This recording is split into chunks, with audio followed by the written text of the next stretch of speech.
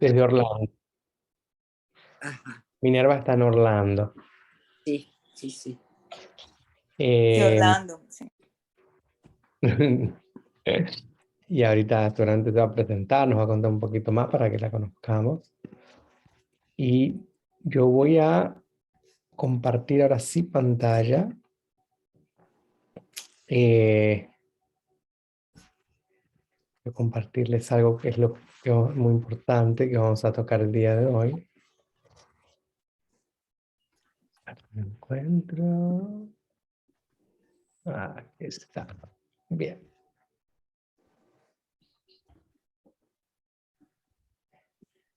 Ahí. Bueno, Un padre publicó un video en TikTok donde drenó toda su ira contra el personal del colegio de su hija, y eso por presuntamente avergonzarla, hablando de las personas que se salen de sus casillas. Pues él asegura que le preparó a su hija un almuerzo con las cosas que a ella le gustaban, pero cuando la niña abrió su cajita en la cafetería, un empleado de la escuela, delante de todo el mundo le dijo: no te comas eso, come nuestro sándwich, tú no deberías de comer esas cosas que no son saludables. Pues según el papá, la niñita avergonzada no comió nada ese día, y cuando él la buscó, la pobre estaba hambrienta y le contó lo que había sucedido. Tras la publicación de la historia, pues más de 500,000 de personas vieron el video, y bueno, y ahora dice que apoyan al padre. Por supuesto, la niña se quedó con hambre. Ay, Dios mío, yo viendo esto me acabo de acordar cuando Andrea, mi hija mayor, ella estaba como en 8º grado, estudiaba en un colegio católico. Entonces yo estaba en todo esto de mi divorcio, etcétera, y necesitaba tener una nana. Era, bueno, teníamos una señora que empezó a trabajar conmigo, pero no era como que la que tenía la mayor experiencia. Entonces Andrea me dice un día: mami, por poco a mí me van a botar del colegio, por poco me botan. Y yo: ¿pero qué pasó, mi amor? Nada, que entonces esta señora, cuyo nombre no voy a mencionar, me preparó trabaja con niños. No, me preparó la lonchera, y entonces yo saco mi sándwich de jamón, queso, lechuga, tomate y un tostón congelado, que parece que, como le dije que le gustaban los tostones, le puso uno congelado. Pero ese no fue el problema. Metió la mano y cuando sacó así de su lonchera, sacó una cerveza. Y entonces ella metió la cerveza ahí adentro y me dice: mami, una cerveza. A mí estuve así, que me botaran del colegio. Ella se equivocó un poco, obviamente. Mira, yo creo que, o sea, esta pobre niña la criticaron, que bueno que Andrea todo No se la tomó, por cierto. Pero Andrea, o sea, la escuela. Más vale. realmente yo no creo que nadie se debe meter en lo que un padre le pone Claro que en no. lo que es la cajita del almuerzo de los niños. O sea, yo ponía cosas saludables a mi hija, pero también le ponía como los... bueno. Es la parte la que la que quería más o menos que miremos, ¿sí? Porque obviamente es uno de los temas que vamos a hablar hoy. Pero antes de ir más en materia, ¿cuál es la opinión de ustedes con respecto a eso? Yo pienso que si es el papá el que tiene que mandar la comida desde la casa, hay que respetar lo que el papá ponga. Ok, entonces ahí vamos por el lado del respeto. Bien. ¿Qué otras cositas más podemos sacar de este pequeño videíto, de ese episodio del padre mandando comida y la niña? Si les molesta tanto, ellos tienen que proveerla entonces. Ellos proveen la comida, ¿no viste que estaban sirviendo? Y que la persona le dijo Ay, que quería que quería coma comer el sándwich, que eso, sí, sí. sí. comida sana de la escuela, pero me parece todo medio tonto igual. Pues Claro. sí, pero hay una parte que a mí, o sea, es una situación medio tonta. Yo tuve una situación con mi hija una vez, porque nosotros como somos vegetarianos, soy vegetariano, pues mis hijos fueron vegetarianos, la mamá de mis hijos pues también vegetariana, y yo recuerdo que había un chico que, mi hija no, como que no quería a veces llevarla porque había un chico que se burlaba de la comida que llevaba, porque eran verduras, o si era una salchicha, pero un hot dog, pero vegetariano, entonces era como que el chico se reía de ella. Entonces el punto realmente aquí de lo que está pasando no es tanto llevo o no llevo, le hago o no le hago. No meterse en la vida del otro, ¿no? Claro, está el tema de meterse en la vida del otro, pero peor que es lo... Hola Minerva, ¿cómo estás? Lo que es peor que esto realmente, lo que está pasando acá es algo mucho más doloroso, que es el avergonzarla en público. Claro, claro. Bullying. El bullying, en este caso, el caso de avergonzarla en público. Y ahí es donde vamos a hablar del tema de hoy, la parashá de esta semana que acaba de pasar. Sí, hoy como es martes me siento más relacionado todavía con la parashá que pasó que con la que va a venir. Ustedes saben que en la Kabbalah dice que y en la tradición también dice, porque el Shabbat termina como martes a la noche, ¿no? De alguna forma uno puede extender Shabbat hasta martes a la noche, en el Talmud también No está escrito. no sabía Sí. eso. Y ahorita les voy a mostrar una fórmula para acordarse algo muy lindo que aprendí con un cabalista en Tzfat en el 2017.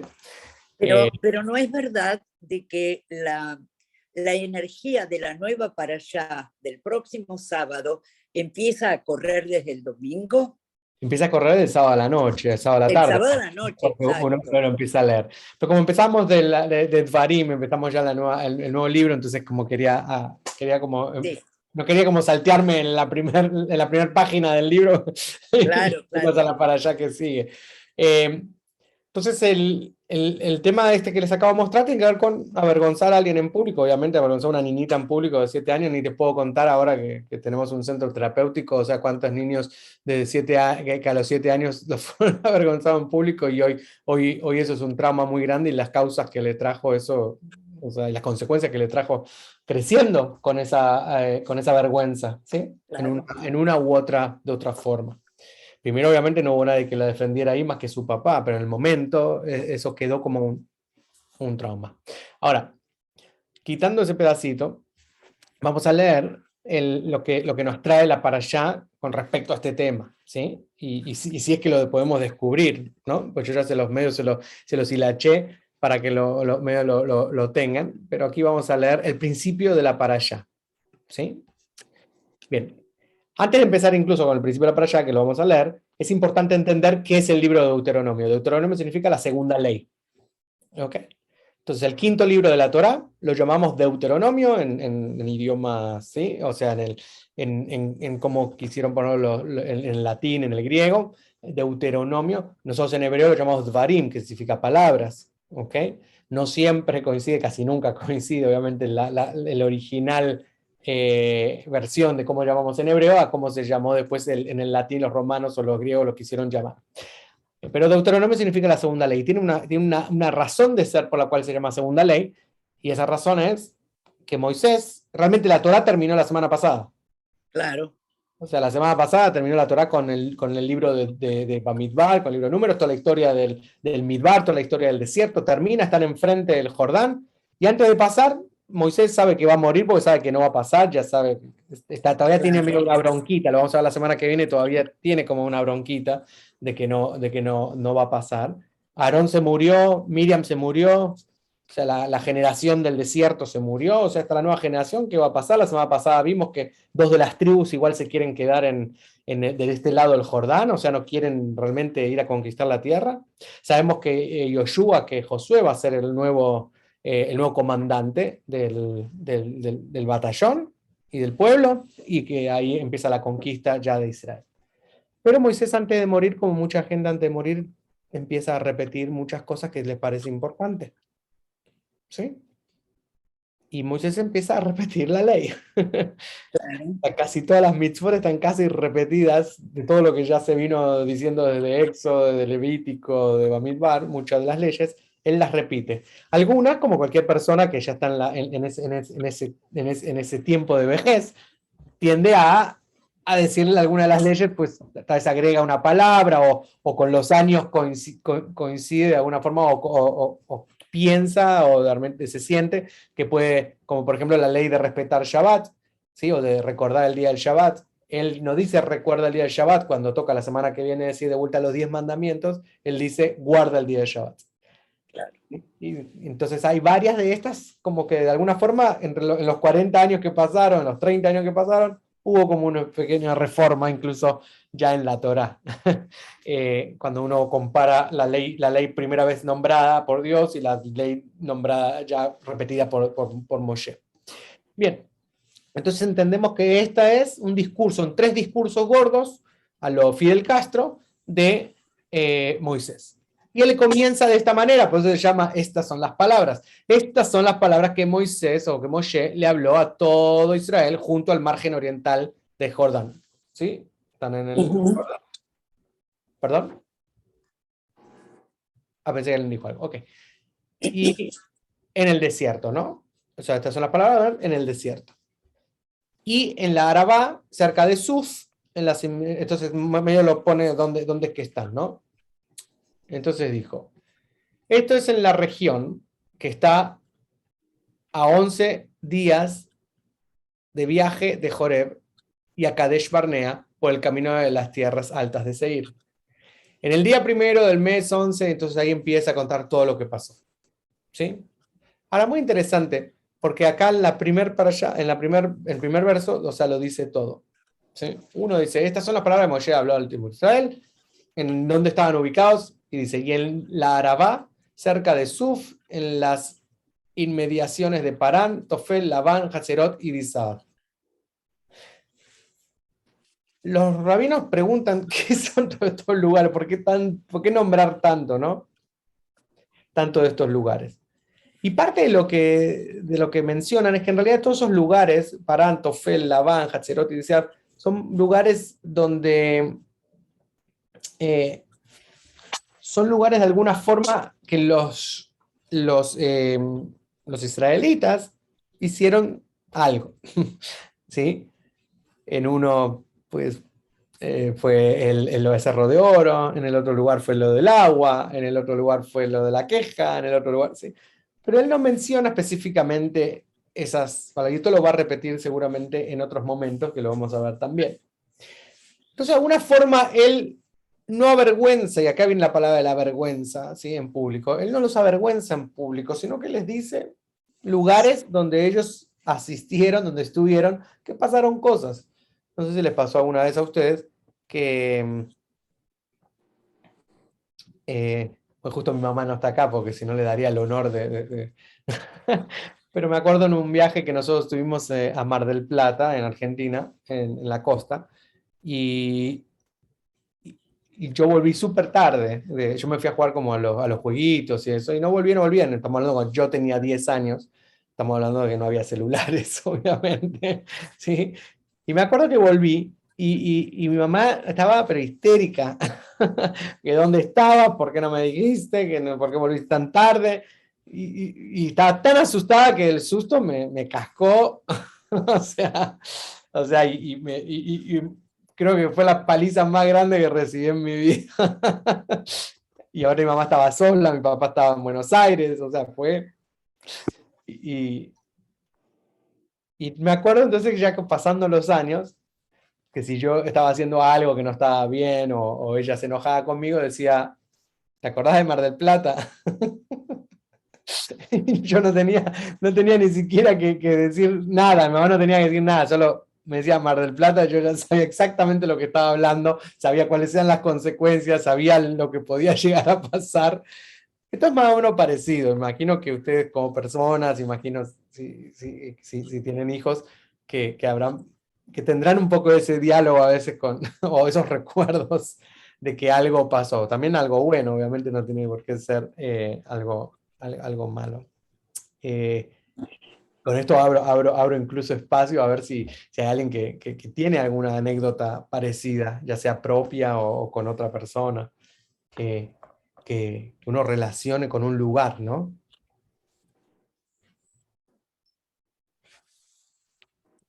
¿Tiene el micrófono apagado o yo no estoy escuchando? ¿O están tan cansados que me van a hablar hoy? Estamos escuchando.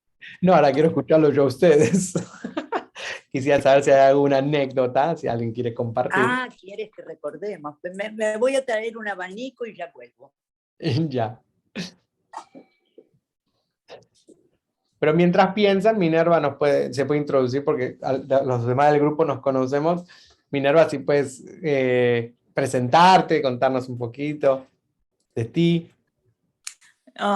Sí, Minerva Betancourt, mi nombre. Vivo aquí en Orlando hace muchos años ya, original de Puerto Rico. Soy enfermera anestesista, por eso es que salí corriendo del trabajo porque se me atrasaron unos pacientitos, pero llegué a tiempo. Estudió Kabbalah hace muchos años, judía hice conversión al judaísmo en el 2009 y de ahí seguí Kabbalah, he ido a Israel varias veces. Fui estudiante de la maestría de Mario Saban, por eso fue que lo conocimos en el chat, que apenas terminamos el año pasado, este año vamos para Israel en octubre. Divino. Y nada, y conocí a Cantor Gaston a través del chat, porque hablaba de la teoterapia, no me acuerdo el nombre. Terapia. Pero sí, y Terapia. más los retiros que tenía, pues eso resonó muchísimo conmigo, porque acá yo he estudiado lo que le llaman healing, energy healing, pero yo vengo haciendo energy healing desde hace muchos años. Y antes se llamaba energy healing, después se le llamó quantum healing, y ahora pues hay como unas modalidades con Kabbalah y logoterapia, que fue a través de, no sé si conocen la logoterapia, todo eso viene de hace mucho, pero se viene como mejorando un poco más, y como que se va un poquito haciendo más sencilla. Antes era un poco más complicada la cuestión de la energía, ahora como que se está haciendo más sencilla, y entonces como que ya se está abriendo un poquito a la Torá y a la Kabbalah, porque como que estudiábamos Kabbalah y entonces hacíamos Energy Healing, pero no incluíamos los Sefirot. Entonces ahora con toda esta apertura de la Kabbalah, en vez de hacerlo por los chakras, ahora podemos visualizar el árbol de la vida, podemos visualizar la Sefirot, como que ahora encajamos, como que es más cómodo. Sí, totalmente. Justo este domingo, cuando tengamos el retiro, va a haber uno de los presentadores, los facilitadores, que va a hablar de cómo él estuvo en coma durante el COVID y él pudo, y la forma que él cuenta que cómo él volvió de coma fue bajando la energía del árbol de la vida de la Sefirot todos los días del otro lado. O sea, él se acuerda estar del otro lado en coma, pero bajando la energía y la luz del árbol de la vida. Y él va a hacer toda una presentación y hay un ejercicio muy, muy, muy bonito el día domingo, cuando tengamos el día de sanación. Mil gracias, Minerva, por presentarte. Gracias. Buenísimo. Entonces, tenemos por un lado, tenemos el tema este de avergonzar a otros, ¿sí? Por otro lado, ¿sí? Él sigue hablando y en un momento dado, Moshe dice, voy a encontrar el verso exacto, que es el 3, perdón. Y entonces dice: en el día primero del mes 11 de la semana 9, Moshe también les habló a Israel respecto a todo lo que Dios les había ordenado. Exactamente. Bien. Es interesante por la traducción, ¿no? Porque dice en el día primero del mes 11 en el año 40 ahí, ¿sí? Entonces la pregunta que se hacen también los rabinos es: ¿por qué esperó 40 años para darles con un caño a todos? ¿Sí? Como se lo tenía calladito y de repente pasaron 40 años y el otro les decidió como empezar a darles a decirles todo lo que él sentía, ¿no? La Kabbalah explica específicamente con respecto a este de los 40 años, ¿sí? Como muchas de las veces que hemos hablado sobre el tema del enojo, es el tema de no ser impulsivos y dar de una vez, o sea, una sentencia a lo que escuchamos, porque realmente lo que estamos, hay una falencia específicamente de la famosa sefirá que no se ve o no está puesta en el árbol de la vida, que es justamente el Da'at, ¿sí? Entonces en la Kabbalah práctica específicamente dice que si no estás listo realmente, ¿sí? Obviamente cuando estamos impulsivamente hacemos algo, no estamos nunca listos.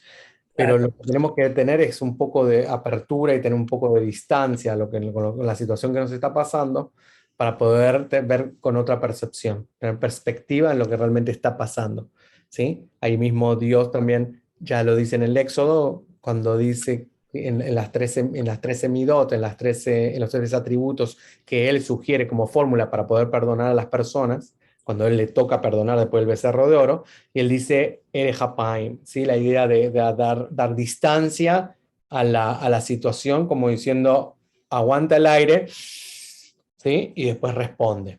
Entonces, uno de los comentarios que cuenta la Cábala dice que si esperamos un poco antes de confrontar a las personas sobre situaciones, especialmente situaciones difíciles, podemos evitar emociones reactivas. Por lo tanto, si alguien nos lastima o si algo sale mal, debemos esperar hasta que podamos hablar del incidente de forma objetiva y no en forma emocional. Claro. Entonces es importante el tema de, o sea, por qué, esa es la explicación, por lo menos cabalística, de por qué Moshe espera 40 años para hablar. No sé si yo esperaría 40 años, pero bueno, de Moshe es Moshe. Bien. Pero Moshe, si no me equivoco, le está hablando a la generación que realmente no vivió todas estas cosas, porque esa generación ya murió. Como que hipotéticamente, después de 40 años, ya esa generación de adultos no estaba. Y estos jóvenes tienen que saber todo lo que él explica. Correcto, exactamente. Y por eso pues da lugar al libro de Deuteronomio de alguna forma también, que es, ok, cuando estas leyes fueron dadas, ustedes no existían. Cuando yo Claro. me calenté y me enojé con tus papás y tus abuelos, ustedes no estaban, ¿sí? Claro. Escuchen por lo menos un poquito lo que el viejito tiene para decir, ¿sí? Y aunque suene demasiado fuerte, les pido perdón, pero escuchen igual lo que tengo para decir para que ustedes, por lo menos cuando vayan a la tierra de Israel, ¿sí? No se manden las mismas aventuras erróneas, de alguna forma. Bien. ¿El pueblo sabía que él no iba a entrar a Israel? Pues según la Torá, o sea, sí, porque él justamente se la pasa diciendo, por culpa de ustedes yo no entro. Ajá. O sea, que el todo dice, ¿sí? Y por culpa de ustedes, o por culpa de sus padres, o por culpa de sus abuelos, o lo que hicieron los espías, ¿sí? Entonces él como que se la tira diciendo todo el tiempo que por culpa de ustedes que me sacaron la rabia y yo tuve ese rabioso, entonces, y porque ustedes no cumplían, y porque ustedes son unos descarados, y porque hicieron esto y lo otro, entonces por eso no voy a entrar, ¿sí? Bueno, la realidad es que Dios decidió que no entre. Y claro. no. Entonces, cojamos de alguna forma una de estas enseñanzas, específicamente del primer pasaje, todo este tema de no avergonzar a la persona en público, ¿sí?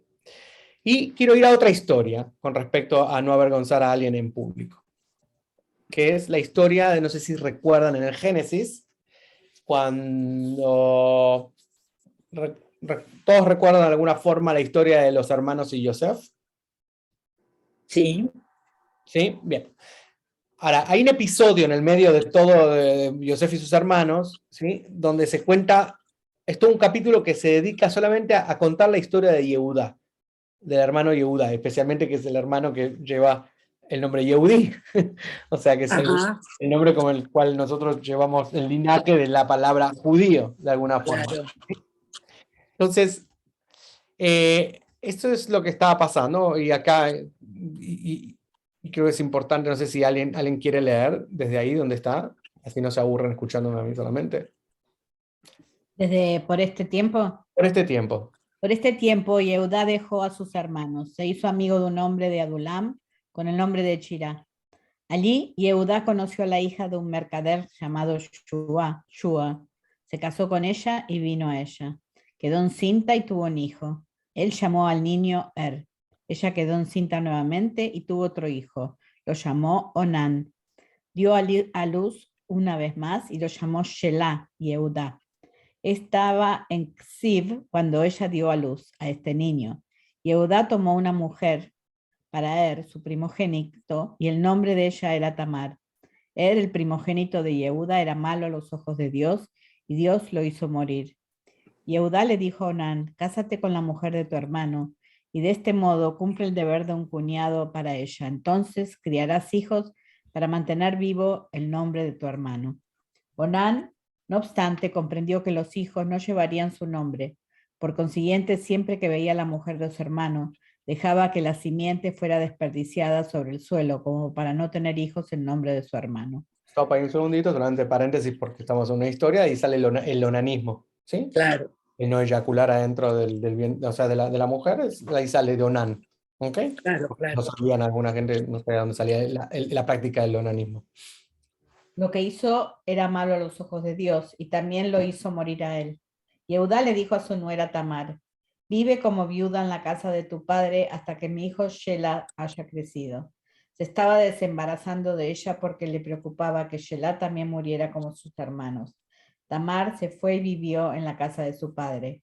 Pasó un largo tiempo y la mujer de Yehudá, la hija de Shua, murió. Yehudá buscó consuelo y fue a supervisar a sus esquiladores en Timná junto con su amigo Shira el Adulamita. A Tamar se le dio que su suegro iba a Timná a esquilar sus ovejas. Se sacó su vestimenta de viuda y se cubrió con un velo. De este modo, disfrazada, se sentó a la entrada de Pozos Mellizos, Einaim, y en el camino a Timná había visto que Shelah había crecido y ella no le había sido dada a él por mujer. Ok, un segundito hasta acá. O sea, le prometieron algo. Yehudá tenía miedo porque Tamar mataba hombres, parece, ¿sí? Según él. Y en este momento le prometieron a Shelah que era el único hijo que todavía le quedaba porque era la ley. La ley era que si no tuviste simiente, entonces pasas con tu hermano, con el hermano de, o sea, tu cuñado. Y entonces, en este momento, pues ella también embroncada porque sabe que Shelah creció y no se la habían dado tampoco. Y ahí fue que le avisan que Yehudá está visitando, ¿sí? Entonces Yehudá la vio. Yehuda la vio y debido a que ella se había cubierto el rostro, supo que era una prostituta. Se desvió hacia ella en el camino, no comprendiendo que era su propia nuera. Hola, dijo él, déjame venir a ti. ¿Qué me darás si vienes a mí? Te enviaré un cabrito de rebaño, pero debes darme algo como garantía hasta que lo envíes. ¿Qué quieres como garantía? Tu sello, tu pañoleta y el bastón en tu mano, respondió ella. Se los dio y vino a ella, haciendo que quedara encinta. Ella se levantó y se fue, sacándose el velo y poniéndose nuevamente su vestimenta de viudez. Yehudá llevó al cabrito con su amigo, el aduladita, a fin de recobrar la garantía de la mujer, mas su amigo no pudo hallarla. El amigo le preguntó a la gente de la zona, ¿dónde está la prostituta religiosa? Estaba cerca de Pozos Mellizos, junto al camino. No había ninguna prostituta religiosa aquí, respondieron. Retornó a Yehudá y dijo, no pude hallar a la mujer. Los hombres de la zona dijeron que no había allí ninguna prostituta sagrada. Que se quede ella con la garantía, replicó Yehudá. No queremos volvernos a un hazme reír. Traté de enviarle el cabrito, pero no pudiste hallarla. Pasaron cerca de 3 meses y se le dijo a Yehudá, tu nuera ha estado comportándose libertinamente, ha quedado encinta de su libertinaje. Sáquenla y hagan que se la queme, dijo Yehudá. Cuando se la sacaba, envió la garantía a su suegro con el mensaje. Estoy encinta del hombre que es el poseedor de estos artículos. Cuando Yehudá vino a ella, ella dijo, si te place, identifica estos objetos. ¿Quién es el poseedor de este sello, esta pañoleta y este bastón? Yehudá los reconoció de inmediato. Ella es más inocente que yo, dijo. Lo hizo porque no le di a mi hijo Shelah. No volvió a tener intimidad con ella. Cuando le llegó el tiempo de dar a luz, había mellizos en su matriz. Mientras paría, uno de ellos sacó un brazo. La partera lo agarró y ató un hilo carmesí sobre él. Este salió primero, anunció. Retiró su mano y entonces salió su hermano. Te has afirmado con suma prepotencia, Peretz, dijo Yehudá. Llamó al niño Peretz. Entonces nació su hermano con el hilo carmesí en la mano, y Yehudá lo llamó Zera. Ok. Toda esa historia nunca la escuché. Buenísimo. Es una historia que a veces uno la pasa medio de largo, desapercibida, pero está en el medio del libro, o sea, está en Génesis 38, en el medio de toda la historia loca de Yosef y los hermanos y las venganzas y el pozo y todo. Es como se hace un lado. Ahora, ¿por qué la Torah trae este discurso? Es muy interesante. Pero principal, ¿qué vemos acá de lo que estamos tratando de hablar? Del tema de avergonzar al prójimo o de avergonzar a otros. Sí, que ella desapareció y después envió las cosas y dijo, fíjate de quién es esto, no le dijo, fuiste vos. Correcto. Cuando viene y la acusan y todo, él la va a incinerar y todo. ¿Sí? Sáquenla y hagan que se la queme. O sea, él como que siente incluso que... Y ella cuando se sacaban vio de su suegro, dijo, estoy encinta del hombre que es poseedor de estos artículos. No dijo, estoy encinta de ti. Claro, claro. O sea, porque lo pudo haber avergonzado en público delante de todo el mundo y hubiera quedado como un zapato herido. Pero ¿Sí? él dijo, ella es más inocente que yo. Porque después él se da cuenta que ella no lo avergüenza en público. ¿Sí? O sea Sí. que él en este momento es un momento muy lindo de él también, donde él hace una teshuvá hermosa. O sea, él crea conciencia. ¿Sí? En el momento era el ego hablando de una, diciendo, pues, o sea, porque sabía que él tal vez se iba a dar cuenta enseguida y él creía que lo iban a... Imagínate lo que hizo. Después lo que le hizo a Tamar y todo. Aparte de eso, se da cuenta que con la que estuvo esa noche fue Tamar. Y ella podía haberlo deletado, o sea, lo podía haber delatado de alguna forma, o lo había pasado una vergüenza tremenda, Yehudá. Ella no hace nada de eso, lo cual él dice, o sea, el valor de ella, el cuidar a él y su imagen, hace que él eleve conciencia. Porque si ella hubiera dicho algo, eso hubiera terminado en una guerra, que es lo que pasa en todos lados, por eso las guerras en el mundo. Porque es puro ego, ¿verdad? Entonces, si levanta, ella reacciona de esa manera, hace que la otra persona eleve conciencia. Claro. Y a veces no queremos defender y creer que va a hacerle pasar vergüenza o culpar o responsabilizar a otros en público y poner el dedito nos va a ir mejor. Y muchas veces realmente a veces así nos enseña de que es así. Claro. Lo otro importante de esta para allá, o sea, de este pedacito que no tiene nada que ver, estamos hablando del Génesis, pero es un episodio muy lindo sobre el tema de no avergonzar a alguien en público, es que, ¿y por qué está esta historia en el medio de todo? ¿Y por qué está este acto heroico de ella y sano de no avergonzarlo, e incluso de crear, ¿por qué tanta búsqueda de crear linaje de ella? Es que del linaje de ella sale... ¿saben qué? David, Exacto. Exacto. ¿Quién? David, David Amelech. Ah, Todas las historias para llegar a ese linaje de David Amelech, porque dicen, y obviamente en la cristiandad, en el cristianismo, pues se habla mucho del tema de que este es el linaje de Jesús también, ¿no? Pero más allá de eso, el linaje de Jesús en este tema, en este momento, de Jesús, de David, viene de mujeres heroicas, ¿sí? Y de actos que uno diría, ¿el Mesías realmente va a venir de esto? ¿Sí? Porque otro de los actos heroicos en la Torá que conocemos es el de las dos hijas teniendo relaciones con con el padre. su papá Lot. ¿Se recuerdan que lo habíamos hablado al principio de Torapia? ¿Sí? Y ellos es un acto heroico. Realmente uno dice, ¿qué incesto? No quiero hablar de esto, no quiero ni que los chicos escuchen. ¿Sí? Entiendo ese pedacito, pero por otro lado hay un acto heroico, que es queremos salvar el mundo. Ellos pensaban que estaban solos. Tamar, de alguna forma, quiere salvar a la familia y porque no ha podido tener simiente y no puede tener linaje, pues termina pues, con su suegro. ¿Sí? Y aparte pues no le estaban dando ni siquiera al hermano menor. Y también del linaje de lo que sale de Lot, ¿sí? Entre el pueblo de Moab, que ahí sale la moabita Ruth, famosa, ¿verdad? Que es la bisabuela de David. claro. Y uno dice, wow, my God, ahí sale el pueblo de Moab, de ahí salen los moabitas, sí. Bien. De acá sale Tamar, sale, de este acto, sí. Son actos heroicos, son actos importantes. Incluso otro acto específicamente sobre avergonzar en público, donde no salen las cosas bien, es cuando Noé, después en el arca de Noé, cuando él sale del arca, ¿sí? Él está emborrachado y está desnudo. Claro. Y uno de sus hijos, como que según en los comentarios, tanto del Midrash como en la Kabbalah, pues dice que él se portó muy mal con su papá porque lo avergüenza en público de alguna forma. No lo cubre.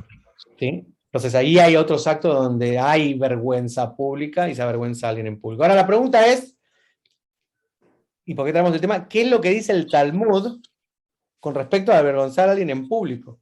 ¿Sí? Ahora, antes de llegar ahí, ¿hay alguien de ustedes que haya avergonzado a alguien en público alguna vez? Sí, yo sí. Sí. Yo sí, no fue con intención tampoco, pero lo avergoncé mucho. Es una historia que se puede compartir. Ay, sí, se puede compartir, pero me da vergüenza.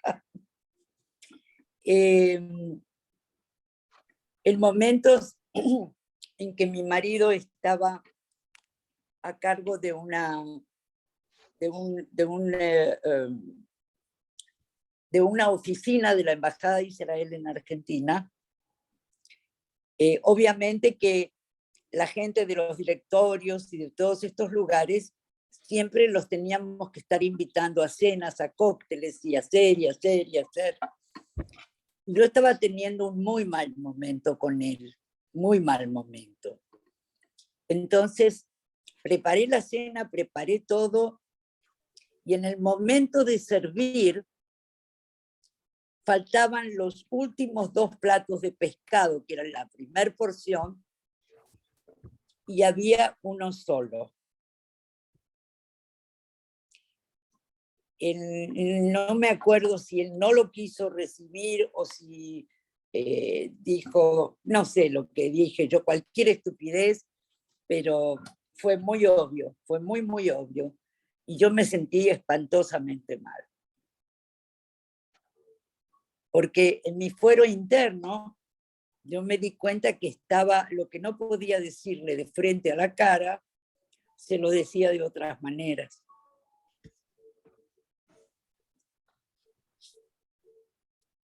Entiendo. Gracias por O compartir. sea que lo dejé muy mal frente a gente muy importante de la comunidad, muy mal. Porque nadie se chupa el dedo. Es decir, era obvio que yo me olvidé. Saqué mal la cuenta, no compré suficiente, no hice suficiente. Seguro. Muy desagradable fue. Sobre eso tendré que pagar en su momento. Pues, No, a lo mejor ya lo pagué, quién sabe. seguramente. Y aparte el hecho de poder contarlo ahora es súper importante para si tuvieras que desbloquear alguna cosa. Te puedo asegurar. Que se desbloquee, por Dios, porque Misma voz lo tenía totalmente olvidado. te llegó recién. Cuando hiciste la pregunta y me puse a pensar qué hice yo alguna vez en mi vida para dejar mal a alguien, eso me hizo ¡pop! Y apareció. Así que fue bueno. Qué importante. Mira qué lindo que se te haya dado esa oportunidad. Sí, sí, sí. ¿Quién más quiere compartir algo? No me acuerdo. Esos son momentos que nadie se quiere acordar, eso seguro. el que le hizo pasar. Mira, yo hice yo sí hice pasar vergüenza varias veces a otras personas. A veces sin querer y otras obviamente con bronca adentro, ¿no? Pero una fue por omisión. Pero algunas personas que estaban en el público, digamos, se dieron cuenta de esa omisión y estando Claro. al lado de la persona a quien estaba omitiendo o la situación, lo cual es una forma de hacer pasar a alguien vergüenza pública. Por ejemplo, era 1 de marzo del 2016 y era mi primer concierto o evento en Vestora, donde yo trabajaba. Y era el evento que se le estaba dando la despedida o un tributo de alguna forma al Rabino Farber, porque se estaba jubilando. ¿Sí? Sí, sí, sí. Cuando decidieron hacer el evento, pusieron el mismo día el cumpleaños de mi mujer. Y pasó todo el evento y yo no le dije ni feliz cumpleaños. Hoy yo tenía, en un momento dado yo lo iba a hacer, después tuve unas charlas en la interna y me habían dicho como que trataba de no confundir las cosas, ¿no? Fue como una forma. Y yo no tuve ni siquiera tampoco la galla de decir feliz cumpleaños, cantarle feliz cumpleaños, incluso ella estaba, o sea, Marcela, que usted la conoce, estaba cantando obviamente en el coro también, o sea, pude haber hecho 20.000 cosas como para que eso sucediera, por lo menos decir feliz cumpleaños, cantarle feliz cumpleaños o hacerle mención o algo, pero Claro. no, lo omití por completo, me quedé callado por completo. Al lado de ella, por supuesto, había gente que la conocía y que sabía que era su cumpleaños ese día, incluyendo su rabino Gold, de Tamarack en Broward. Y hasta el día de hoy me la hace pagar. No, no importa cuántas veces lo he llorado, lo he pedido perdón y lo que fuera, pero cuando hay una bronquita entre los dos, Claro. me la saca. Que es muy, muy, muy fuerte.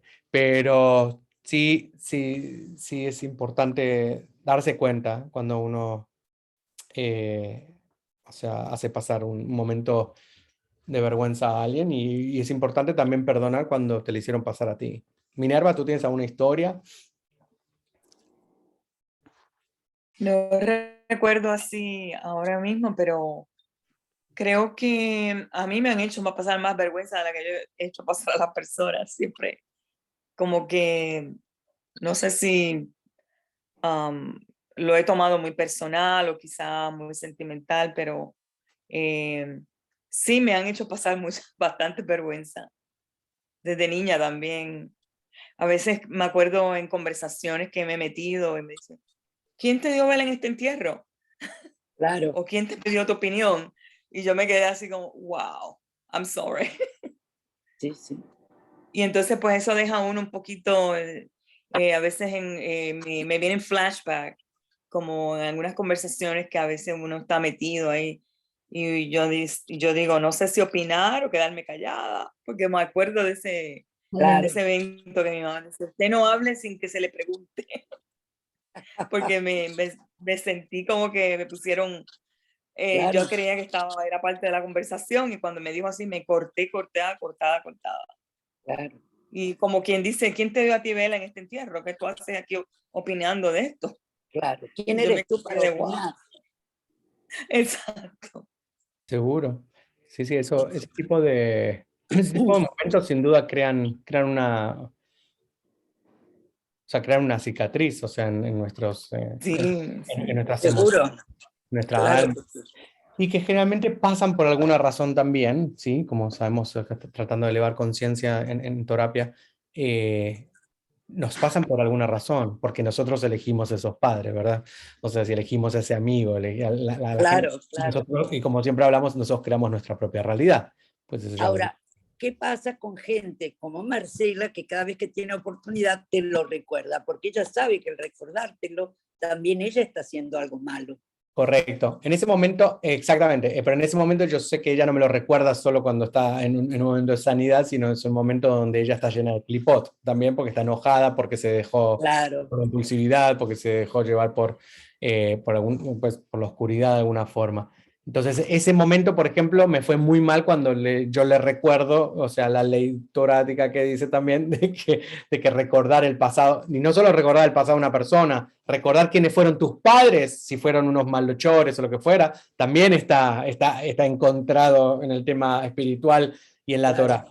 O sea, decir, Claro. sí, porque tus padres eran unos ladrones, no sé qué cosa, entonces yo no te doy crédito a ti por lo que hicieron tus padres. Eso también está súper prohibidísimo. O sea, Claro, claro. olvídense solamente la halajá y la ley judía, está prohibidísimo en la ley espiritual. ¿Sí?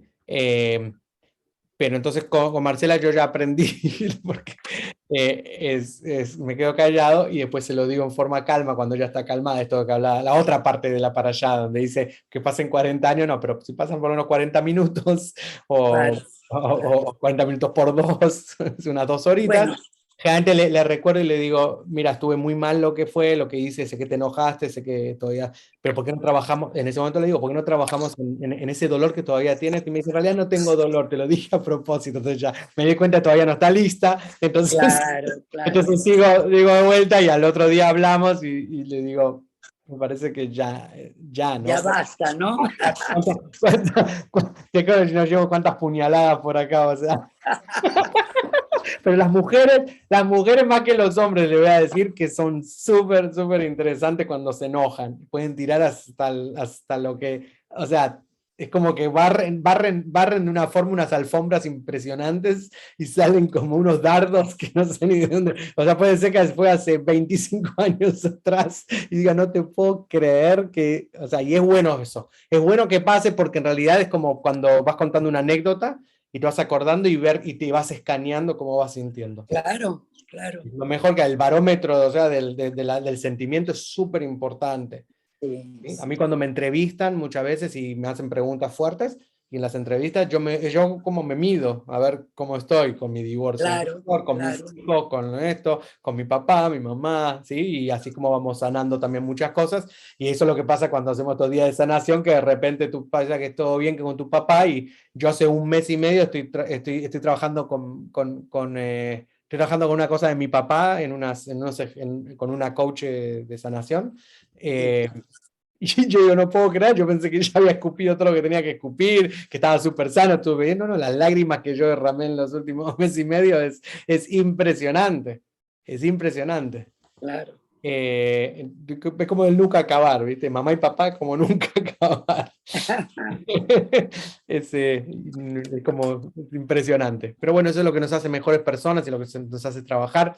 Bien, vamos a ver ahora sí. Denise, no te he escuchado, no sé si es por lo de la cadera o qué, pero.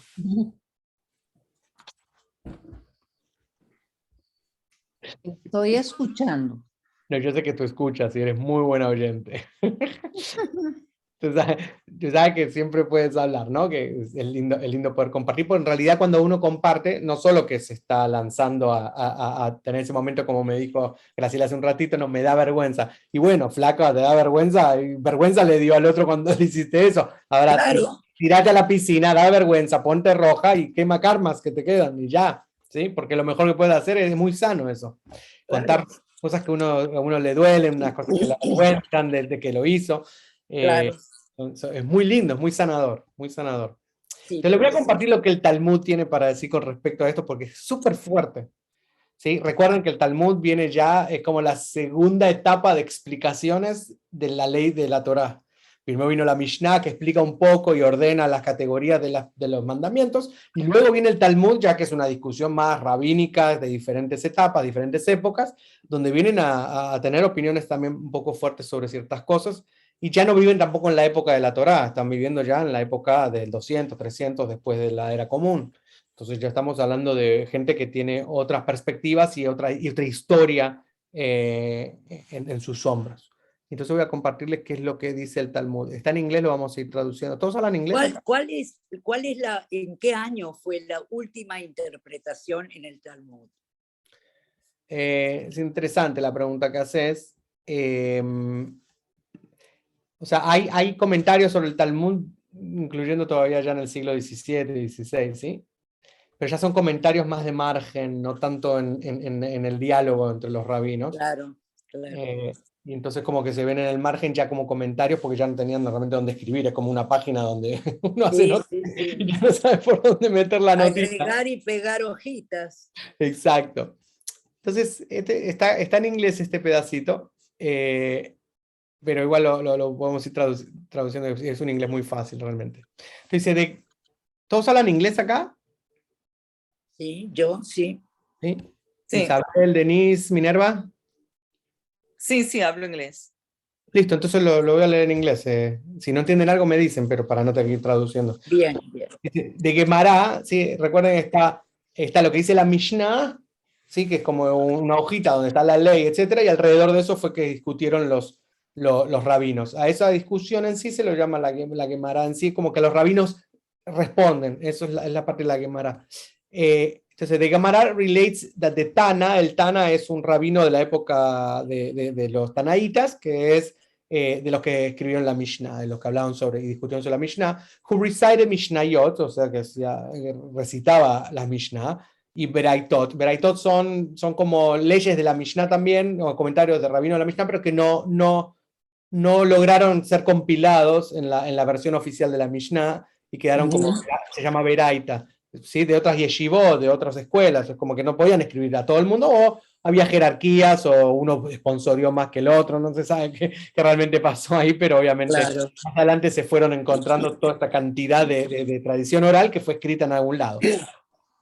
Y entonces, en la Beraita dice que Rav Nachman Bar Yitzhak, anyone esto es lo que dice, anyone who humiliates another in public, it is as though he were spilling blood. O sea, que hubiera matado a alguien. Claro. Derechito y hecho como es. El que avergüenza a alguien en público como si hubiera matado a alguien. Claro. ¿Sí? Como, porque avergonzar a alguien en público es una forma de la Shona Ra. Una forma de matar, claro. Una forma de matar. La lengua sabemos que es filosa y puede matar. ¿Sí? Anyone who humiliates another in public is as though he were spilling blood. Rav Nachman Bar Yitzhak said to him, o sea, le responde, you have spoken well. As we see that after the humiliated person blushes, o sea, que se pone en rojito, Claro. the red leaves his face and pallor comes in its place, which is tantamount to spilling his blood. O sea, de alguna forma dicen, asemejan ese rojo, ¿sí? A la idea de que se está derramando sangre. Claro. Kabbalah dicen que ese rojo es quemar karma. Cada vez que estás con rojito, estás quemando un karma, o sea que es bueno. Que te avergüencen en público es bueno, de alguna forma. Interesante. Claro. ¿No? Está prohibido, pero si te avergonzaron o te dio vergüenza una situación y te pusiste rojito, good. Yo creo que no me pongo rojita. Entonces dice, Abaye, que es otro rabino, ¿sí? Esto es una discusión rabínica, entre amigos ahí al lado del fogón, said to Rav Dimi, otro amiguito, in the west, o sea, en Eretz Israel, porque ellos están en Babilonia, ¿recuerdan? Entonces cuando dicen en el oeste, están hablando de Israel. With regard to what mitzvah are they particularly vigilant? O sea, de qué, en Israel, ¿a qué se están refiriendo? ¿A cuál es la mitzvah a la que se están refiriendo en este momento? Cuando hablan de este tema de humillar a otros. Rav Dimi said to him, they are vigilant in refraining from humiliating others. O sea, ¿sí? Se cuidan de humillar a otros. As Rabbi, De no humillar a otros. de no humillar a otros, exacto. Correcto. Se cuidan, ¿no? Tienen vigilia sobre el tema. As Rabbi Hanina says, este es otro rabino, everyone descends to Gehenom, o sea, to Gehenna, que es el infierno, o uno de los niveles del infierno, ¿sí? Que supuestamente es uno de los más a fondo, son 7 niveles al cielo, 7 niveles al infierno, o lo que trata para abajo, ¿sí? Sí. Except for 3. O sea, todo el mundo va al Gehenom, pero hay 3 que no. De Gemara As, dice, esto primero para responder un poco con dice, en el judaísmo no existe el infierno. Ahí hablan, los rabinos hablan todo el tiempo de esto, ¿sí? De Gemara asks, y preguntan los otros rabinos, dice, does it enter your mind that everyone descends to Gehenna? ¿Sí? O sea, sale de ti la idea de que todo el mundo desciende. Rather say, anyone who descends to Gehenna ultimately ascends, except for 3 who descend and do not ascend. And these are they. Esta es la inconveniencia y la preticón entre los rabinos. Uno dice, pará, me estás diciendo que todo el mundo desciende, menos 3, pero aparte se quedan ahí, o sea, nunca más van a ningún lado, Claro. no del limbo, donde sea. ¿Sí? Entonces él le dice, mejor di que todo el mundo desciende al infierno, después ascienden, menos 3 que se quedan allá. Claro. Y estas son discusiones talmúdicas que es como medio un juego de palabras a veces. Claro. Entonces dice, one who engages in intercourse with a married woman. Entonces este es uno de los pecados capitales, digamos, para ellos. Este desciende y se queda ahí, que es el que obviamente mete los cuernos, ¿sí? O más que mete los cuernos, el que tiene relaciones con una mujer casada. Claro. This transgression is serious offense against both God and a person. And one who humiliates another in public, and one who calls another a derogatory name. Miran, acá hay 2 cosas que tienen que ver con las palabras. Una es un acto sexual con alguien que no es debido, supuestamente según la Torá, ¿sí? Claro. Otra es el que humilla a alguien en público. Y la otra es one who calls another a derogatory name, o sea, que es el que está bulleando, que te están diciendo un nickname que a ti no te gusta, que es derogatorio, que es peyorativo, se dice en español, ¿no? Peyorativo. Sí, correcto. Súper interesante, ¿no? No, esos no, esos se quedan en el no. En Gehenna. Eso supuestamente, según los rabinos, dice, Pero un asesino, una persona que mata, esos no. pues acá esta es la discusión. No, es que el Talmud es gordo y grande, o sea, otro va a venir en alguna parte del Claro, Talmud hay y va a otro referirse para ir a esta discusión cuando están hablando justamente del mandamiento de no asesinarás. Ali Madani, no, pero ¿te recordás que dijo Rabbi Hanina que solamente Sí, tres? sí, sí. Eso es lo típico del Talmud, es un hyperlink, ¿sí? O sea, constantemente. Claro, Pero ahora está refiriéndose a esto, y no están mencionando ninguno de los que Isabel está diciendo que también obviamente deberían ir al Geinom. Entonces dice, the Gemara asks with regards to one who calls another a derogatory name, o sea, un nombre peyorativo, that is identical to one who shames him. Why claro. are they listed separately? O sea, si yo estoy humillando a otro, ¿por qué me lo separás? Si alguien que llama en forma peyorativa a alguien está humillando a alguien, de alguna forma llamar a alguien en forma peyorativa es humillar a alguien. ¿Sí? Claro. Como decía un poquito también Minerva, o sea, ¿quién te dio vela en este entierro? O Sánchez, en Argentina decían Sánchez. Sánchez es una forma peyorativa de llamar a alguien cuando no querés que se meta, porque decía Sánchez, no te enganches. ¿Sí? Ah, Que es lo mismo que decir, o que te digan percha, porque te enganchás. O ñoqui, porque se pega. O sea, una situación. Eran todas cosas feas que nos llamaban a todos cuando te decían, pará, Sánchez, como no te enganches, nadie te dio vela en este entierro. claro. O sea, ahora, llamar a una persona de esa manera es humillar a esa persona en público. A la vez estás también, dice el rabino que lo estás avergonzando. ¿Por qué me los pones separados? Entonces vamos a ver qué dice. La Gemara answers, ¿no? Y contesta la Gemara. Although the victim grew accustomed to being called that name in place of his name, and he is no longer humiliated by being called that name, since the intent was to insult him, the perpetrator's punishment is severe. ¿Entienden la idea acá? Sí, sí. ¿Sí? O sea que el tipo se acostumbró a que lo llamen Sánchez. Claro. Entonces, por eso dice como que hay una diferencia ahí. Rabba Barbajana says, that Rabbi Yohanan says, eso a veces dicen, para que mi maestro me dijo, el otro me dijo, ¿sí? Cuando dice uno dijo, el otro dijo, Sí. eso está repitiendo, está citando a otro. Incluso acá te dice, en el número de página del Talmud, esto no sé si alguna vez ustedes tuvieron la oportunidad de ver el Talmud más de cerca así. No. Estas discusiones son fabulosas, algunas son muy aburridas y otras son fabulosas como esta. It is preferable for a person to engage in intercourse with a woman whose marriage status is uncertain and not humiliate another person. O sea, ahora están medio diciendo entre estos tres categorizando. Dice que es preferible, dentro de las tres cagadas o de las tres malas cosas, es preferible. O sea, engage in intercourse with a woman, ¿sí? Whose marriage status is uncertain, o sea que no sabes igual cuál es su está casado o no. su estatus matrimonial, que humillar a alguien en público. O sea que el tema de humillar a alguien en público lo tienen como que, wow, qué cosita, ¿no?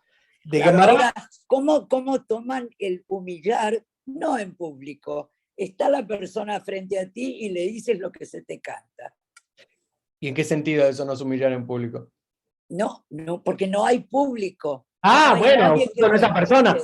Me imagino yo específicamente tendría que buscarlo, ese caso específico, pero, o sea, tú puedes humillar, es eso, o sea, tú puedes llamar a alguien peyorativamente, puedes insultarlo, o sea, obviamente entre ustedes dos, y nunca debemos pensar que estamos solos, siempre hay gente escuchando, hay ángeles escuchando, está Dios de por medio, ¿sí? Pero obviamente, tienes razón. Pero igual, aparte de eso, pues es una diferencia, estar con él a solas, insultarlo o humillarlo, incluso delante tuyo, porque delante tuyo es público también. Ok. Tú eres una persona y tú estás humillándolo a él delante de tu persona, eso también es en público. Delante de mí misma. Exacto. Sí. Entonces dice, the Gemara answers, it is from that which Rabbi interpreted, as Rabbi interpreted. What is the meaning of that which is written? Son particularidades de la forma de escribir en el Talmud. And when I limped, they rejoiced and gathered, they tore and did not cease. Sí, acá traen realmente cuando quieren emplayar en algo, empiezan a traer como versículos de otras partes de la Torá o del Tanaj. Claro. Entonces dice, term damu can also be understood as the reference of blood, because blood is dam. ¿Sí? ¿Se acuerdan la primera plaga? Dam. En la Gada de Pesach. Concerning the fasting he undertook to atone for his sin with Bathsheba. Entonces está hablando de David cuando él estaba espiando a Bathsheba y el pecado que hizo, que mandó al esposo de Bathsheba a la batalla para que lo mataran. Sí, entonces David said before the Holy One, blessed, o sea, Dios, y dijo, Master of the universe, it is revealed and unknown before you that if my torment, porque está hablando el tema de la mujer, cuando te acostás con una mujer, que ¿sí?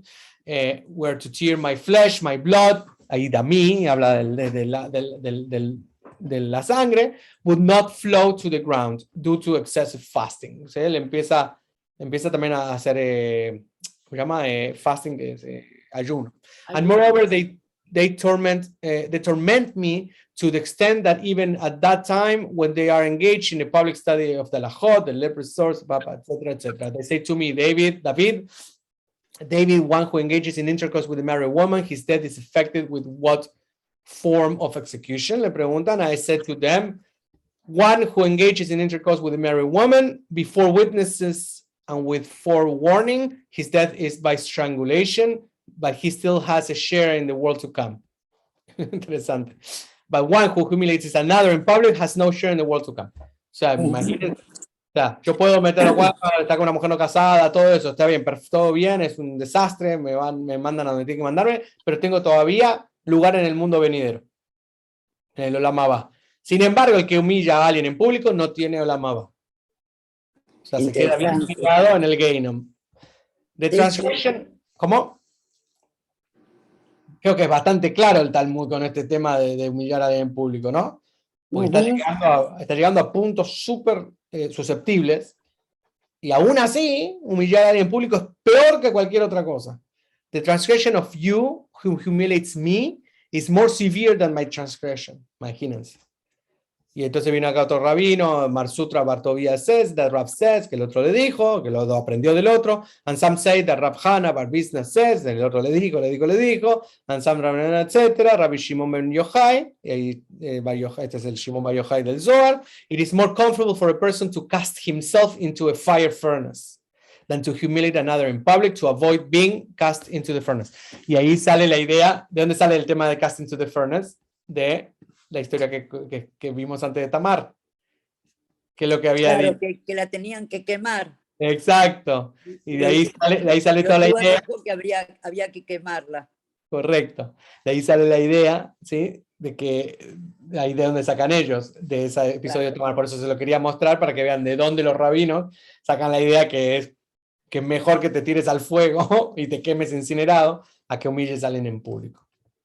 Y todo este pecado de humillar a alguien se quita en Yom Kippur. Porque uno, sin querer, como dices tú, o como decía, uno a veces humilla a alguien, pero en una pelea personal. Entonces, es que eres un imbécil en dos patas, pues. Entonces, ahí fue una humillación tal cual. Entonces, ¿esa se me perdona en Kippur? ¿Qué tú crees? No, pues me imagino que sí, pero... A ti nada se te va a perdonar en Kippur. A ver, ese es el tema con el tema de las palabras, y por eso es tan importante, y por eso lo traje a colación. ¿Perdón? ¿No es borrón y cuenta nueva en Yom Kippur? Pues primero y principal, la persona a quien avergonzarse es la que te tiene que perdonar, sin duda. ¿Sí? No, acá Dios no se va a meter según por lo menos la intención del perdón. Tiene que ser con tu prójimo, no, porque avergonzaste al impulso. Claro. Y la forma a veces de recobrar cierto tipo de este tipo de leyes es ser interesante igual buscarlo en Maimónides, cuando él habla de las leyes de Yom Kippur y las leyes de Teshuvah, pero en ese sentido, primero que la vergüenza ¿cuál es el tema de la lashon, o sea, de la lengua? ¿Sí? En cualquier cosa, y aquí le voy a mostrar otros pedacitos antes de terminar, pero es que es como la historia de hasídica que una persona no entiende bien por qué es importante, o sea, guardar tu lengua de las calumnias y lo que fuera, y de hablar cosas, y le hace el ejemplo, no sé si se acuerdan del cuento este de coger la almohada, desplumarla por todos lados, y cuando ya hizo todo eso, el rabino le dice al chico, bueno, ahora ve y recoge todos todas las plumitas. Las plumas y ponlas adentro, y dice, pues es imposible. De la misma forma, cada vez cuando ya dijiste lo que dijiste con tus palabras, es imposible que las puedas guardar de vuelta y volverlas atrás, ¿verdad? Claro. Por eso la importancia, y por eso hay libros enteros que el Hofetz Haim, el rabino Hofetz Haim, ¿sí? Que escribe sobre libros enteros y ensayos enteros sobre la Yonah Ra, la importancia de la lengua, ¿sí? Claro. De la importancia de cómo cuidar tu lengua. Y hay 20.000 cosas que aprender. Entonces, claro, una vez que avergonzaste a alguien en público, ¿sí? La gente que lo escuchó ya no sabes qué va a hacer con esa información. Entonces tú puedes pedirle perdón y la persona obviamente te puede perdonar, ¿sí? Pero no Pero estás... todos los que callaron, Claro, es que hay dos cosas diferentes. A nosotros nos gusta como cuando éramos chiquitos, de que ya, o sea, lo hicimos, no, nos perdonaron, nos perdonamos y todo borrón y cuenta nueva, como dices tú, Denise. Sin embargo, en el mundo espiritual siguen pasando cosas, ¿sí? claro. En el mundo físico la persona te perdonó. Cierta parte dentro de, digamos, de lo que, de lo que espiritualmente podía haber pasado, tal vez se fue. Pero no puedes controlar todo lo otro que pudiste haber hecho. O sea, todo lo otro que... ¿Sí? O sea, todos los que escucharon a la chica que estaba sirviendo la comida, a la niña, ¿sí? Que Claro. llevó su comida, todo el mundo puede pedir perdón, la escuela puede pedir perdón, la persona que lo dijo puede pedir perdón, pero todos esos alumnos que estaban ahí, los maestros y todos los que escucharon, ¿sí? O sea, tienen una carga que Un también peso con muy esa grande, parte. claro. Entonces lo mismo pasa cuando hablas mal de alguien, ¿sí? Sí. Pues me voy allá a la que y yo no subo, pues entonces ya, ¿Estás diciendo que tú avergonzaste a alguien en público? pero claro, Y bueno, no te acabo de decir que uno le dice pero es que es un imbécil en dos patas, por dar un ejemplo, y pues lo acabo de insultar y todo, y bueno, y pues estábamos la persona y yo solos, pero pues estaba yo, mi persona, Denise, la hija de Doris, ahí hay mucha gente, ¿no? Entonces ya me quedo en el infierno y ya como para qué. Bueno, ¿sabes qué es lo interesante de eso? Que todos vamos a estar ahí seguramente, porque creo que no hay una sola persona en este planeta que nos haya salvado, o sea, de haber avergonzado a una persona en público. Claro. Pero ahora sí, elevando conciencia en lo que estamos hablando, el avergonzar a alguien en público generalmente está basado en que alguien nos hizo pasar vergüenza a nosotros alguna vez, o está basado en una bronca no sanada, ¿sí? Generalmente cuando sales porque no salió lo mejor de ti. Claro. Es ¿Sí? porque le estamos dando lugar al Yetzer Hara. Es tu crueldad, es la crueldad que sale de adentro. Claro, claro. Es una, La parte negativa que llevamos todos adentro. exactamente. ¿Por qué empezamos con este tema? El libro se llama Dvarim, que significa estas palabras, ¿sí? Entonces, Es muy difícil. Gastón, tengo una pregunta. Sabes que muchas veces no verbalmente, pero en Facebook, cuando tú sigues lo que llaman un thread, cuando estás escribiendo que alguien está comentando y alguien de repente insulta porque has dicho algo, eso se puede aplicar también en estos settings de páginas sociales, así mismo como el bullying en las escuelas. claro. O sea, el bullying y la vergüenza más grande en público están en el social media hoy día. Correcto. Es tremendo y la gente no se cuida en nada. No. Fuertísimo, es fuertísimo. Y en los chats, groups, uff.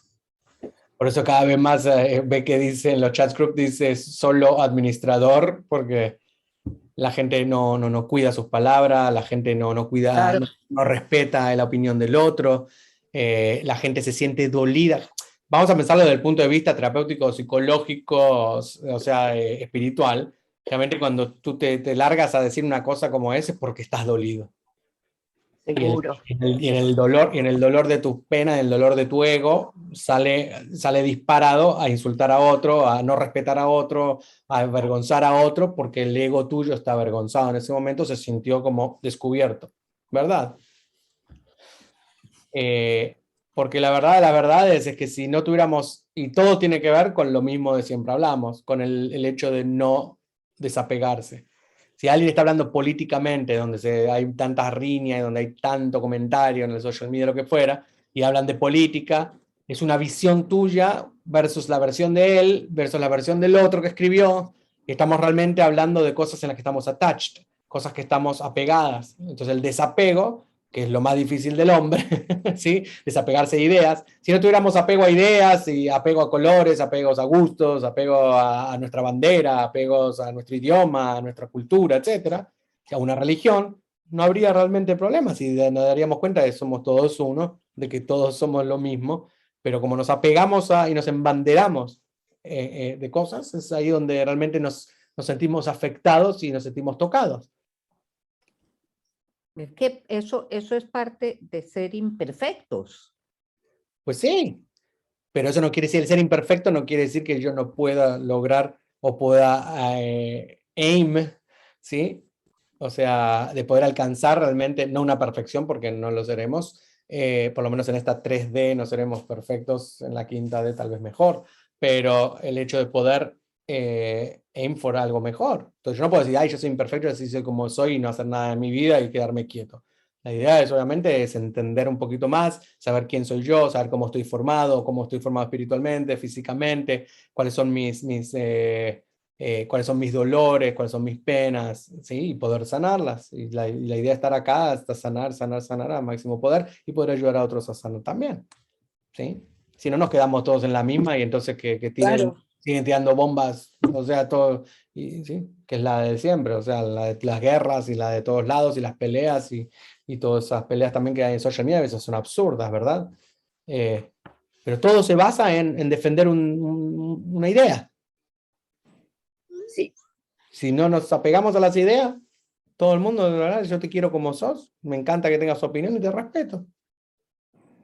¿Sí? Pero lamentablemente todavía somos chiquitos como seres humanos. Estamos tratando, pero nos cuesta un poquito más. Para ir terminando, esto es lo que dice aquí, hay algunos prototipos de explotación verbal, que es otra forma como se llama la explotación verbal. Uno es los insultos, otro es el reprender al otro, ¿sí? Porque a veces uno puede... está el tema del reprender, es otra clase entera, ¿sí? Que es hermoso también, pero está el tema de cuándo reprender también a otra persona. ¿Sí? Claro. No necesariamente tiene que ser avergonzar a alguien, pero tú puedes reprender, también puedes no hacerlo en público, pero incluso el reprender tiene su timing, también tiene su tiempo, ¿sí? Es muy importante también. Excavar el pasado, esto que habíamos hablado, ¿sí? Que no sale a casi todos, o sea, las peleas matrimoniales salen todas a excavar el pasado. Hacer perder el tiempo, esto es muy interesante, ¿sí? Miren el ejemplo que dan. Reuben le pide a Dani que lo ayude en sus negocios y Dani lo manda a hacer una búsqueda inútil, dándole a propósito enlaces de internet que no sirven para nada, número de teléfonos que hacen ya, ¿sí? Es como cuando alguien va al supermercado y no te quiere ayudar realmente, entonces te manda a 20.000 lugares. Esa persona está en una forma también explotando el tema verbal. Porque la persona podría ser, no hay nada más lindo que cuando vas a un supermercado y te dicen y te acompañan hasta el Claro. corredor donde está lo que estás buscando y no solo te acompañan, sino que te dice allá abajo está, aquí está y te lo dan la mano. Que el otro que te dice, creo que está allá en la corredor 5, vas a Home Depot, ¿no? Corredor 6, y no llegas y pierdes tiempo, eso es un pecado grande, digamos, hablando de pecados. Pues. Un ejemplo más sutil, ¿sí? Jaime entra a un negocio que ofrece un muy buen servicio al cliente y exprime al vendedor con todo tipo de preguntas y prueba todos los productos de muestra. Eso es lo contrario, al revés. Claro, Es el que le hace perder tiempo al otro. Y aparte de eso, pues le dice, no lo quiero. Ay, qué lindo los perfumes, todos los que me diste. O dámelo a mitad de precio. Avergonzar en público, que es lo que estuvimos hablando todo el tiempo hoy. Y el final en este escrito dice, es mejor que la persona se arroje un horno ardiente, que es lo que dice el Talmud, a que avergüenza a su prójimo en público. Se nos enseña que avergonzar a otra persona en público no es solamente romperle los huesos, sino que es asesinar la sangre fría. Si tienes algún asunto por resolver con alguien, trátalo en privado. Sea abierto y trata de llegar a una solución. Y siempre que sea posible, perdona al otro y olvídate del asunto y sigue adelante en tu vida. claro. Desapegarte también de esos sentimientos, soltar y seguir para adelante. Creo que para empezar el libro de Dvarim llamado Palabras o Cosas, Palabras. Son muchas. es un buen comienzo realmente. Así que, y creo que entrando en lo que yo les venía diciendo, estamos entrando en la era de Rosh Hashanah Yom Kippur, que nos faltan unas 7 semanitas. ¿Sí? Estos son buenos ejemplos para ir realmente que más Planeando me cómo calma. queremos vivir realmente nuestra vida, ¿sí? Y cómo queremos cuidar esa boquita tan linda que tenemos, que se nos dio. ¿Sí? Como dicen siempre, nos dieron 2 de todo menos una. Claro, claro. Hay 2 cosas que nos dieron uno, generalmente los genitales y la boca, Y ¿verdad? la boca. ¿Sí? Exacto. Para usarla con cuidado, cuando tenemos que cuidarlo, cuidar la energía que eso genera, porque genera mucho, la palabra lo sabe muy bien, ¿sí? Dios creó, o el creador, el universo, pues fue creado con la palabra, con el sonido. Y nosotros creamos desde Obvio. el pensamiento con la palabra nuestra realidad. Así es. Entonces tenemos 2 para escuchar, 2 para ver, 2 para sentir, ¿sí? Esta para usarla, y generalmente dicen por ahí que la lengua la pusieron como boca abajo, ¿no? Como horizontal, para que no tenga tanto acceso. Sin embargo, Claro. Calladita es más Dale, bonita. sí, como dicen en Medellín, en Antioquia, que dicen, quédese callado a ver si suda. Ah, ¿No digo yo que calladito es más bonito? Así es, calladito es más bonito, como dicen, en boca cerrada no entran moscas, como dicen todas las que conocemos, ¿no? Por algo es, claro. pero sin embargo, la boca ahí La tenemos y tenemos que demostrarnos que sabemos usarla. y dicen, no solamente decían que la pusieron en boca abajo, sino que le pusieron dientes para que se pueda tener atrás. Sin embargo, aún así, con todos los bloqueos que le trataron de poner a la lengua, Dale, exacto. escupimos sin Ajá. pensar. Pero aún así todo, y les dejo picando ya para poder despedirnos hoy, uno dice, ¿qué es lo que dijiste? ¿Qué es lo que viste? ¿Qué es lo que pensaste? Pero en realidad tiene que ver todo lo que realmente de qué color está hecho tu corazón. Y este corazoncito está sano, y un color lindo, y no tiene daños, ni dolor, todo lo demás fluye de una forma muy hermosa. Jodido cuando no tiene dolor, pero tiene muchos daños. Pues sí. Pues sí. Doctor, muchas gracias. A ustedes muchas gracias por estar ahí, gracias por participar. Gracias. Nos vemos la Adiós. semana que viene. Me imagino que será, para los que viven en Aventura, será en la casa de mi mamá, creo. Perfecto. Ok. Igual, y los demás serán por Zoom. ¿Ok? Gracias. Y Ok, un abrazo gracias. grande a todos. Buenas noches. Sí. Gracias. Gracias. Un beso. Bye.